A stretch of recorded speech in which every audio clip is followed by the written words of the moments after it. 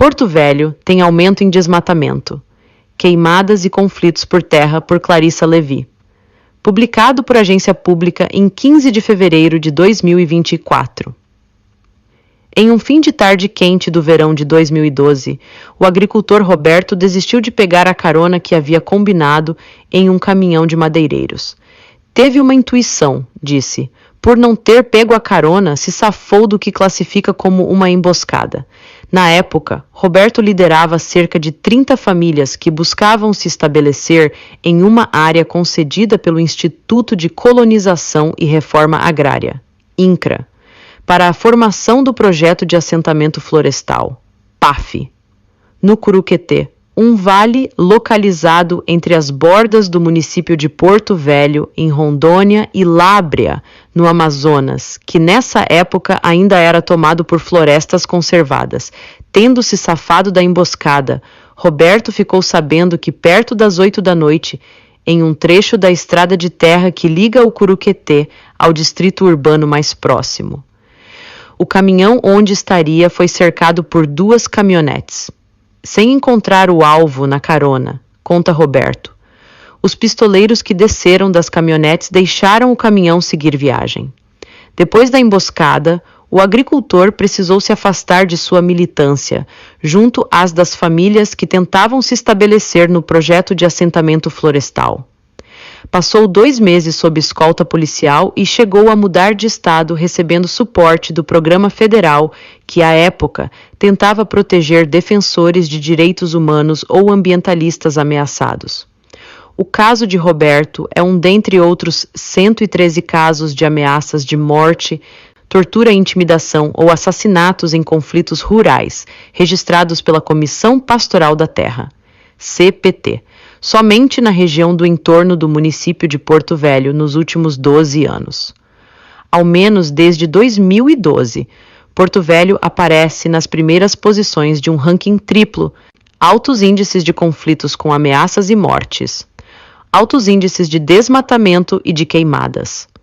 A capital de Rondônia, que tem uma extensão territorial 22 vezes maior que a cidade de São Paulo, vem combinando a perda de floresta com um grande número de disputas marcadas por violência em assentamentos, terras indígenas e propriedades rurais, aponta o levantamento feito pelo Mapa dos Conflitos, uma parceria da agência pública com a CPT.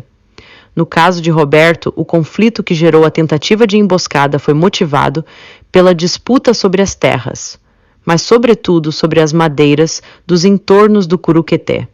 1 ano antes de Roberto fugir da região, o antigo líder do assentamento que o antecedeu, Adelino Ramos, foi assassinado enquanto vendia hortaliças no distrito urbano mais próximo, a Vila de Extrema.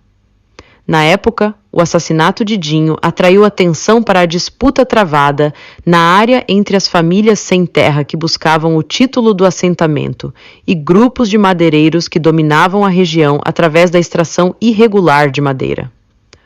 O governo teria criado então o assentamento logo após a morte de Dinho, segundo fontes ouvidas pela reportagem, como uma estratégia de tentar pacificar a área e frear o avanço da cobiça sobre a floresta ainda muito conservada. Nos anos seguintes, contudo, o assentamento seria inviabilizado pela pressão dos madeireiros. As famílias não tinham como enfrentar o pessoal armado da madeira, que não abria mão da terra. Era complicado, tinha gente envolvida com madeira ilegal se infiltrando no meio também, além das ameaças, relata Roberto. Em 2013, o PAF foi cancelado pelo próprio INCRA, após a maior parte das famílias originais do projeto terem fugido da área. De lá para cá, o Curuquetê mudou. Exploração irregular de madeira e focos de desmatamento alteraram a paisagem. Somente em 2023, ao menos 6 operações de fiscalização ambiental do IBAMA foram feitas para coibir o desmatamento crescente na região.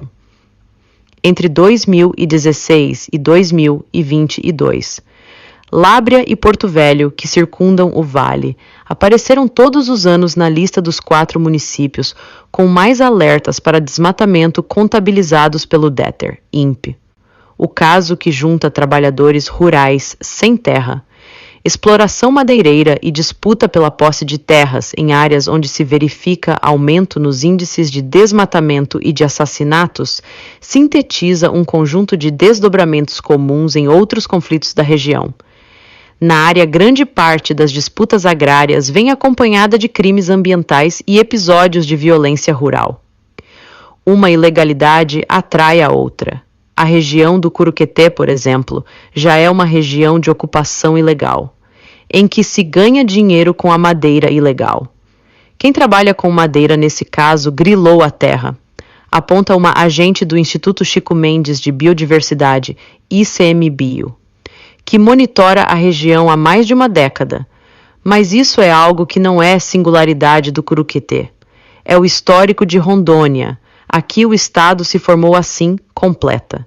Como maior cidade em extensão territorial do estado, ocupando cerca de 15% de todo o território de Rondônia, Porto Velho tem seu território coalhado por casos de conflitos que repetem o padrão característico do estado. É um modelo que vincula desmatamento, grilagem e invasão de áreas protegidas, e isso deságua sempre na violência física, na ameaça, no assassinato, na perseguição, aponta Afonso Chagas, professor do Departamento de Direito da Universidade Federal de Rondônia, UNIR, que pesquisa e acompanha conflitos fundiários no estado há mais de 20 anos. A violência é inerente aos processos, tanto de colonização como de grilagem aqui, diz.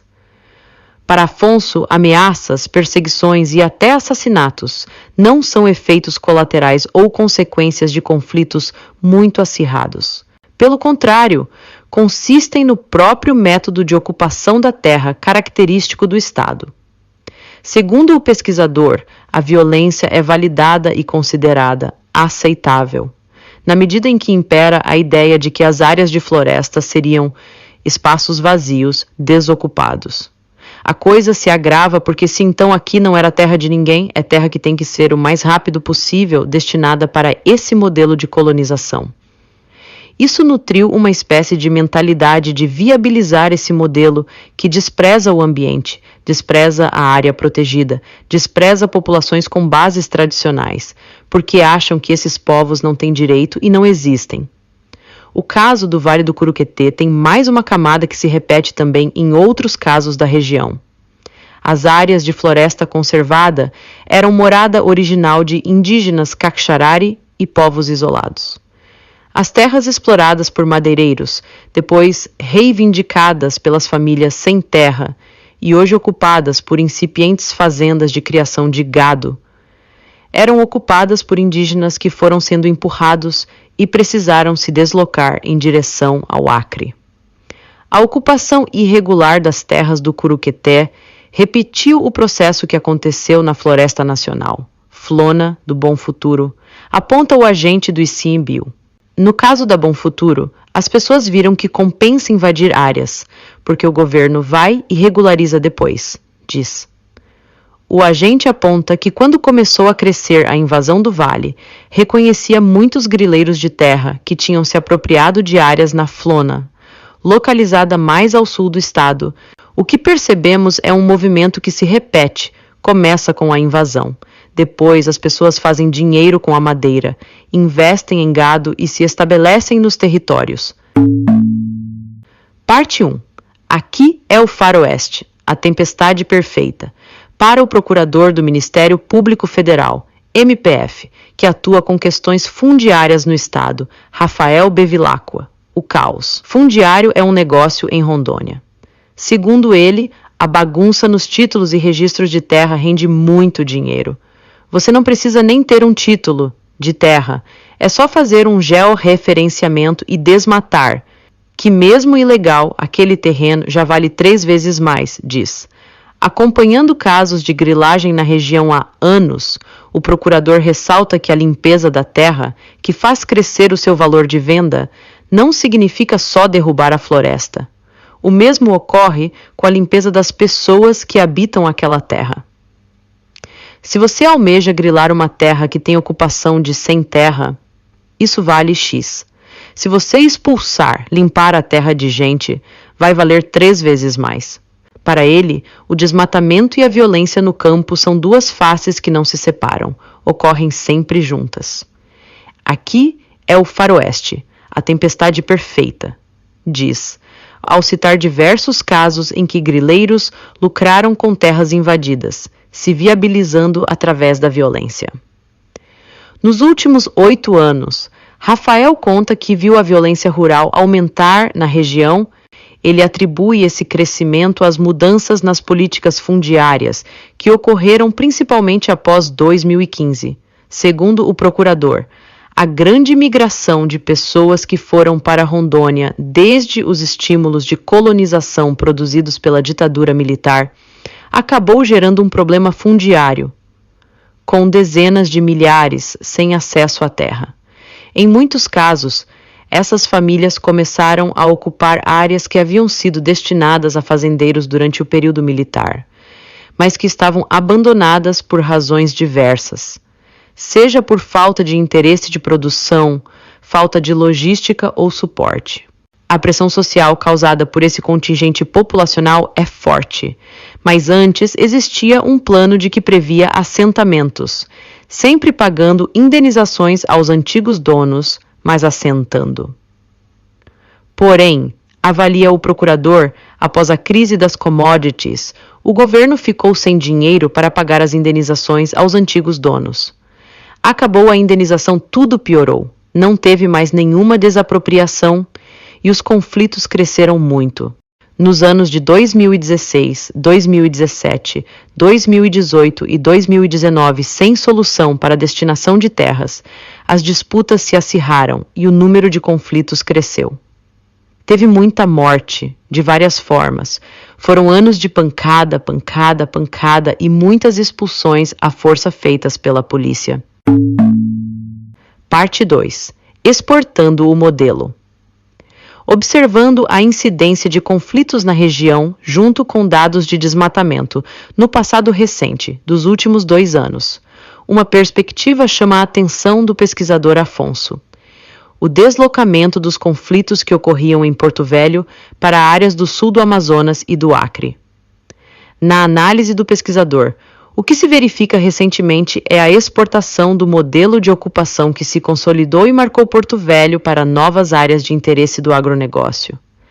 Se olharmos dentro desse arco do desmatamento e afunilarmos mais o foco, a gente vai perceber que esse leste do Acre, esse norte de Rondônia e o sul do Amazonas, é o lugar onde cresceu mais o número do desmatamento e mais o número de invasões de áreas protegidas. Essas regiões coincidem exatamente com onde foram implementadas as chamadas Zonas de Desenvolvimento Sustentável, áreas estabelecidas pelos governos estaduais como de interesse para o desenvolvimento do agronegócio. Então, esses enclaves e projetos de desenvolvimento são somente senhas para que essas fronteiras do agronegócio, principalmente baseado no desmatamento, na pastagem de boi e na exploração do monocultivo da soja, possam aumentar. Para ele, esta é uma perspectiva que preocupa muito, porque a gente sabe, já por experiência, o alto preço disso em relação ao desmatamento, a violência física contra indígenas, povos e comunidades tradicionais, contra camponeses, trabalhadores rurais sem terra. Um preço alto demais.